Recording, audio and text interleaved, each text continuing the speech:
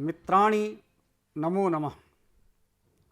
अद्य वयम् अर्थावबोधः इति विषये चर्चां कुर्मः।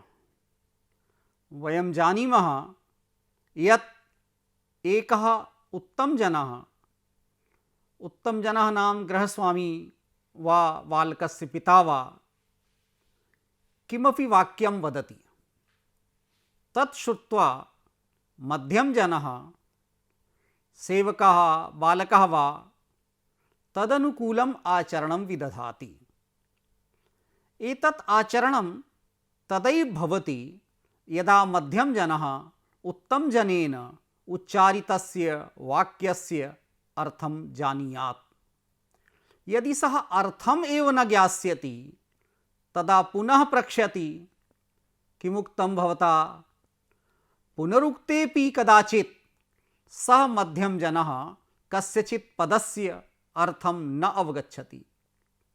तदा सः उत्तमजनः तस्य पदस्य अर्थं सम्यक् प्रकारेण बोधयति। यदा मध्यमजनः उत्तमजनेन उच्चारितस्य वाक्यस्य अर्थम् अवगच्छति तदैव सः उत्तमजनाभिप्रेतं कार्यं सम्पादयति। अनेन ज्ञायते यत् जीवने प्रतिपदं प्रतिपलम् अर्थावबोधस्य आवश्यकता भवति। अनेन विना सांसारिक व्यवहारोऽपि असम्भवः स्यात्। अतः वयम् अद्य अस्य अर्थावबोध विषये एव चर्चां कुर्मः। अस्मिन् प्रकरणे वयम् अद्य किं नाम वाक्यं, किं महावाक्यं, किं पदं च, एतेषु विषयेषु चर्चां करिष्यामः। कश्चिदपि जनः स्वमन्तव्यं वाक्येन एव प्रकटयति। कदाचित् वयं केनचित् जनेन उच्चारितम् एकम् एव पदं शृणुमः। यथा गुरुः बालकम् उक्तवान्, गच्छ। एतत् श्रुत्वा एव बालकः ततः गच्छति। अतः कदाचित् सम्भ्रमः स्यात् यत् एकेन पदेन एव विचारप्रकटनं सम्भवति। तन्ना। यद्यपि वयं गुरुणा उक्तं गच्छ इत्येकम् एव पदं श्रुतवन्तः, तथापि अत्र त्वं गच्छ अर्थात गच्छ इति पदेन सह त्वम् इत्यस्य पदस्य अध्याहारः भवति। एतस्मात् कारणात् ततः सः एकः एव बालकः ततः गतवान्। यं संकेतयित्वा गुरुः गच्छ इति उक्तवान्। अतः अर्थावबोध प्रक्रियायाः ज्ञानस्य क्रमे वयं प्रथमं वाक्यस्वरूपं जानीमः। तो वाक्यं किं नाम वाक्यं, वाक्यस्वरूपं किम् अस्ति, वाक्यस्य परिभाषां कुर्वन् साहित्यदर्पणकारः आचार्य विश्वनाथः वदति, वाक्यं स्यात् योग्यताकांक्षा सत्युक्तः पदोच्चयः। अत्र वाक्यस्य परिभाषायाम् उत लक्षणे सः वदति यत् पदोच्चयः अर्थात् पदानां समूहः एव वाक्यं भवति। किन्तु पदसमूहः कीदृशः स्यात्, तो तदा योग्यतया आकांक्षया आसत्या च युक्तः पदोच्चयः एव वाक्यं भवति। तो योग्यता का अस्ति, तो योग्यता का इत्यपेक्षायां सः वदति, योग्यता पदार्थानां परस्पर संबंधे बाधाभावः। अर्थात जलेन सिंचति, तो जलेन इति पदार्थं सिंचति इति पदार्थेन सह संबद्धस्य योग्यता अस्ति। यतो हि वयं पश्यामः क्षेत्रेषु कृषकाः स्वस्वक्षेत्राणां सेचनं जलेन कुर्वन्ति। अतः अयं पदसमूहः वाक्यम् अस्ति। किन्तु अपरः वदति अग्निना सिञ्चति। तो अत्र अग्निना इति पदार्थे सिञ्चति इति पदार्थेन सह सम्बन्धस्य योग्यता नास्ति। यतोहि अग्निना तु दहन क्रिया सम्पाद्यते, न सेचन क्रिया। अतः योग्यतायाः अभाव कारणात् अग्निना सिञ्चति इति पदसमूहः वाक्यं न भवति। अतएव वाक्यलक्षणे पदोच्चयस्य वैशिष्ट्ये योग्यता पदस्य समावेशः अतीव आवश्यकः अस्ति। द्वितीया आवश्यकता अस्ति आकांक्षा। तो का आकांक्षा? आकांक्षः प्रतीति पर्यवसान विरह, अर्थात कस्यचित् ज्ञानस्य असमाप्तिः अपूर्णता वा आकांक्षा भवति। विचार प्रकटन समये यदा कश्चित् जनः वाक्यस्य एकं पदं वदति, तदा स्वाभाविक रूपेण तेन संबद्धस्य अपरस्य पदस्य आकांक्षा भवति। यावत् सा आकांक्षा पूर्णतां न येति तावत् वाक्यम् अपि पूर्णतां न येति। उदाहरणार्थं वयं वदामः देवदत्तः देहरादूनम्। एतद् वाक्यम् अपूर्णम् अस्ति। अत्र पदद्वयस्य कथनेन श्रोतुः जिज्ञासा अथवा आकांक्षा न शाम्यति। यदा गच्छति इति पदं वयं वदामः तदैव श्रोतुः जिज्ञासा पूर्णतां गच्छति। तो अस्या आकांक्षाया पूर्णतायाम् एव पदोच्चयः वाक्यसंज्ञां प्राप्नोति। यदि वाक्यलक्षणे आकांक्षा पदं न भवेत् तदा गौः, अश्वः, पुरुषो, हस्ती इत्यादीनि आकांक्षा विरहितानि पदानि अपि वाक्यानि कथयिष्यन्ते। तेषां निवारणाय वाक्यलक्षणे आकांक्षा पदस्य आवश्यकता अस्ति। अब तृतीया आवश्यकता लक्षणे कथिता सा अस्ति आसक्तिः। बुद्धिः विच्छेदः, अव्यवधानं, सन्निधिः च आसक्तेः एव पर्यायवाचिनः सन्ति। पदानाम् उच्चारणे इयम् आसक्तिः अतीव आवश्यकी अस्ति। आसक्तिं विना किं भविष्यति?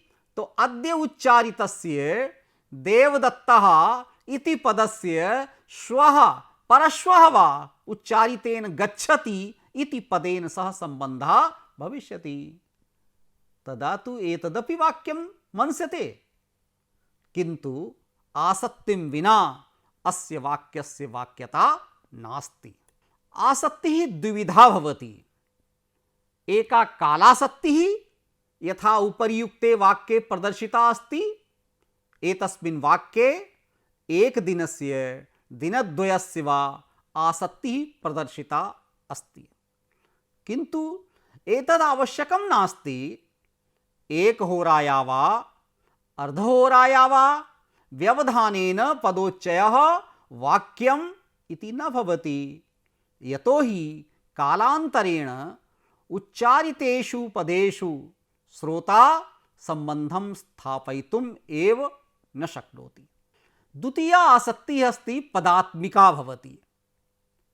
प्रकृतस्य अनुपयोगी पदं पदस्य अनन्तरम् आयाति तदा अर्थावबोधने व्यवधानम् उपस्थितं भवति।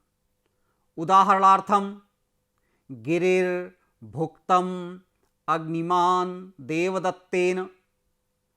अत्रस्मिन् वाक्ये न एकं वाक्यम् अपितु वाक्यद्वयम् अस्ति। गिरिः अग्निमान् भुक्तं देवदत्तेन।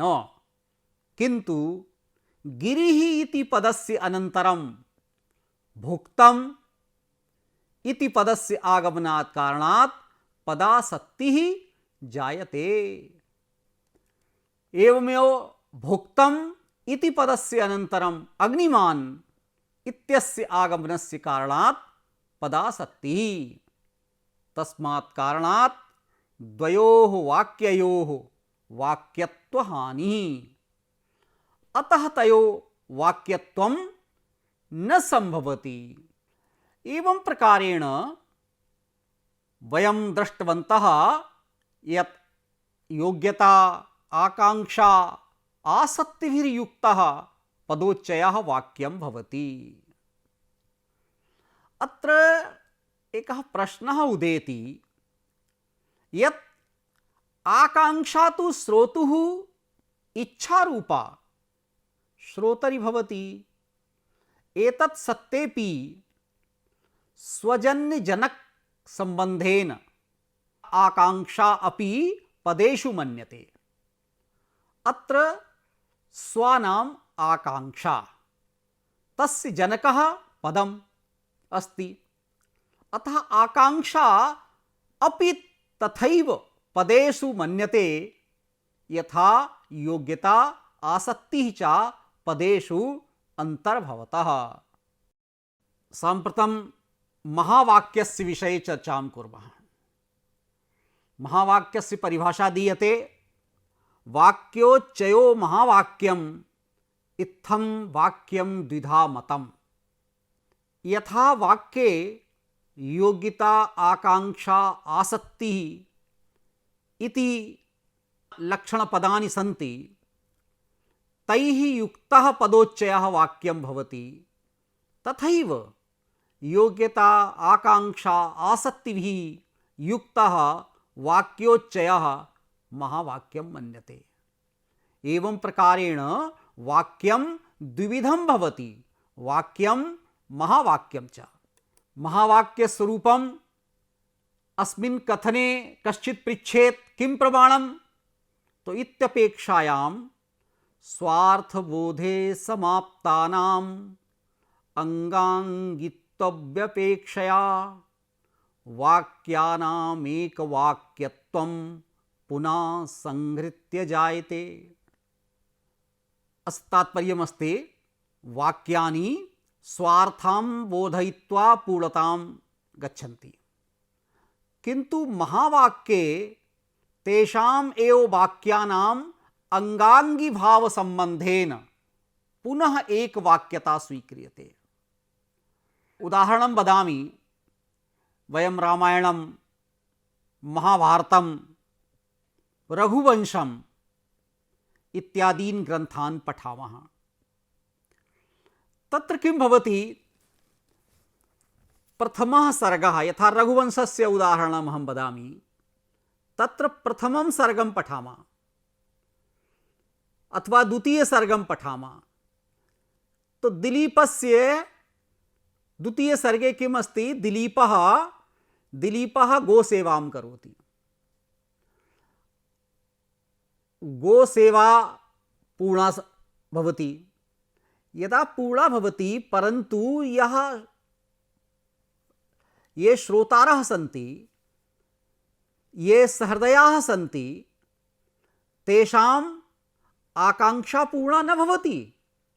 ते चिन्तयन्ति ओ दिलीपस्य गोसेवा इत्यस्मात् अनन्तरं किम्, माने तेषाम् आकांक्षा यावत् ते सम्पूर्णं रघुवंशस्य विषये न जानन्ति तावत् तेषां ये आकांक्षा पूर्णा न भवति।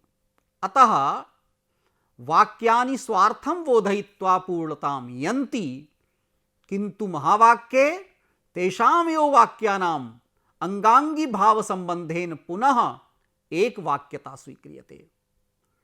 वाक्य महावाक्ययोः उदाहरणानि। वाक्यस्य उदाहरणमस्ति शून्यं वासगृहम् इति श्लोकः वाक्यस्य उदाहरणमस्ति। महावाक्यस्वरूपं किमस्ति, तत्रैव रामायणं, महाभारतं, रघुवंशः, कुमारसम्भवम् इत्यादीनि महाकाव्यस्य उदाहरणानि सन्ति। वाक्यस्य लक्षणे पदोच्चयः वाक्यम् इति कथितम् अस्ति, तर्हि पदस्वरूपमपि ज्ञातव्यम्। पदं किं भवति? अस्य परिभाषा अस्ति, वर्णाः पदं प्रयोगार्हान् नन्वितैकार्थबोधकाः। अर्थात प्रयोगार्ह वर्णाः पदं भवति। प्रयोगार्ह इति कथनेन प्रातिपदिकानां व्यवच्छेदः भवति।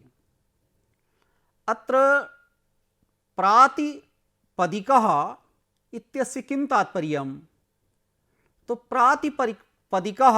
प्रातिपदिकाः भवन्ति ये प्राकृतिक शब्दाः सन्ति, ते प्रातिपदिकाः कथ्यन्ते, परन्तु व्यवहारे प्रातिपदिकानां प्रयोगः कर्तुं न शक्यते। यथा राम, बालक, सीता,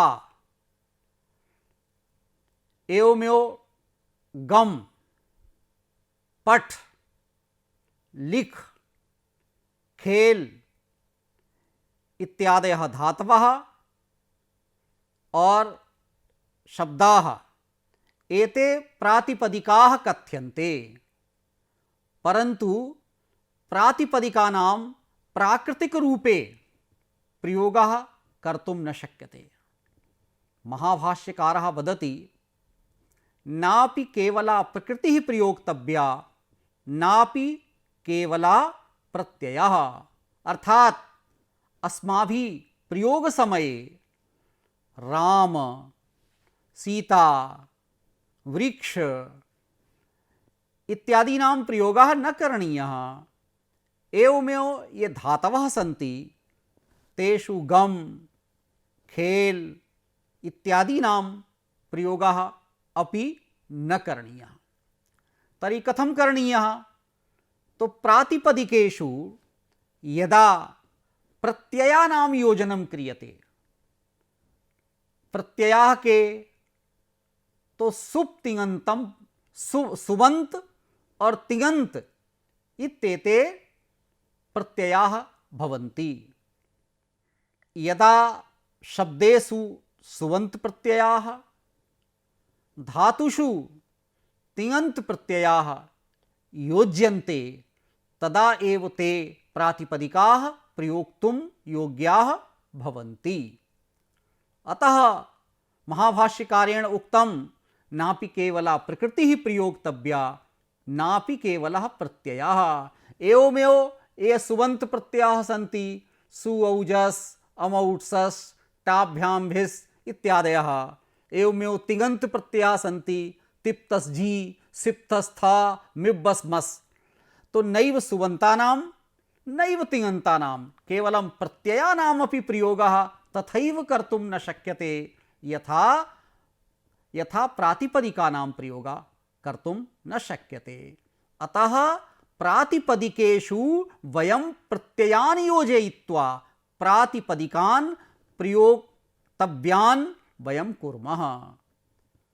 अतएव उक्तम्, अपदं न प्रयुञ्जीत। यदा प्रातिपदिकेषु प्रत्ययाः योज्यन्ते तदैव प्रातिपदिकाः प्रयोक्तुं योग्याः भवन्ति। अनन्विता इति कथनेन वाक्य महावाक्ययोः व्यवच्छेदः भवति। यतोहि एतयोः अन्वितार्थस्य बोधः भवति, न अनन्वितस्य। एक इति कथनेन साकांक्षानाम्, अनेकेषां पदानाम्, अनेकेषां वाक्यानां च व्यवच्छेदः भवति। अर्थबोधका इति कथनेन क, च, ट, त, प इत्यादीनां वर्णानां व्यावृत्तिः भवति। अत्र अर्थबोधका अर्थात सार्था सार्थक पदानि भवेयुः। अतः केवलं ये निरर्थक पदानि सन्ति का च ट त प उत वा डित् एवं प्रकारेण ये अन्येषां निरर्थक वर्णानां व्यावृत्ति अत्र भवति। अत्र वर्णाः इति बहुवचनस्य प्रयोगः अस्ति। अस्य तात्पर्यम् एतद् नास्ति यत् सदैव त्रयोधिका वा वर्णाः स्युः। कदाचित् एकः द्वौ वा वर्णाः अपि पदं भवन्ति। यथा ई पदस्य अर्थः इन्द्रा, ई उ इत्यादयः अपि पदाः भवन्ति, यतोहि एकवर्णात्मकानि पदानि अपि भवन्ति। तो अतः परन्तु अधिकांश पदेषु बहुवचनेषु वर्णाः भवन्ति। अतः वर्णाः अत्र वर्णाः इति पदस्य प्रयोगः कृतः।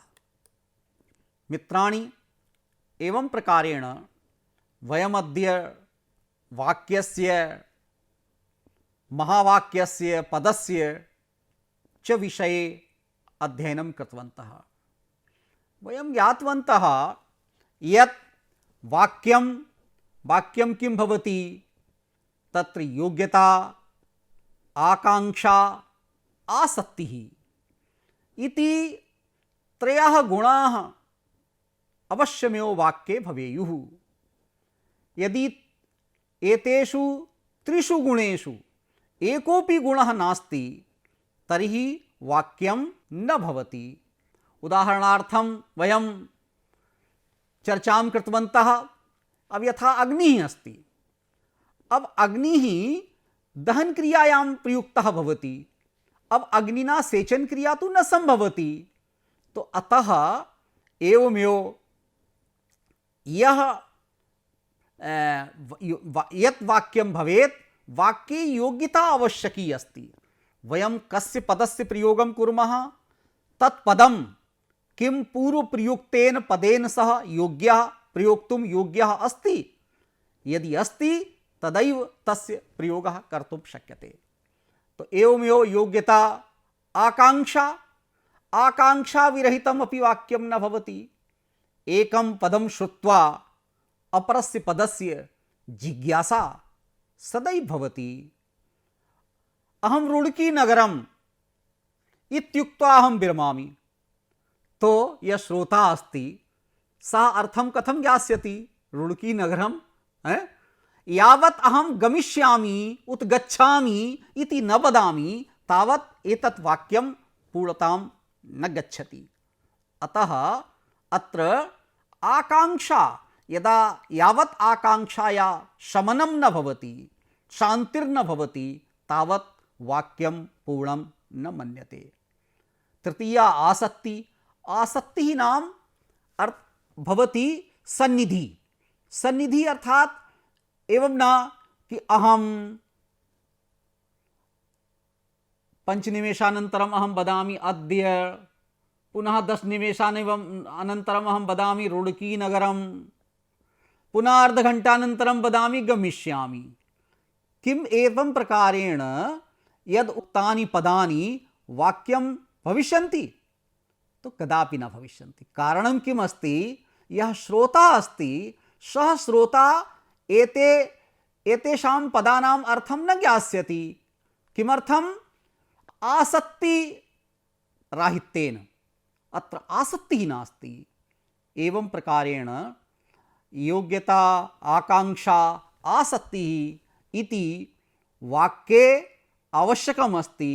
यदा एते गुणाः भविष्यन्ति तदैव पदानि वाक्यं भविष्यन्ति। तो अतः एवमेव महावाक्यस्य विषये ज्ञातवन्तः। महावाक्ये किं भवति? यथा या स्थितिः वाक्ये पदानाम् अस्ति, सा स्थितिः महावाक्ये वाक्यानां भवति। महावाक्ये वाक्यानि मिलित्वा पदस्य स्वरूपं ग्रहणन्ति।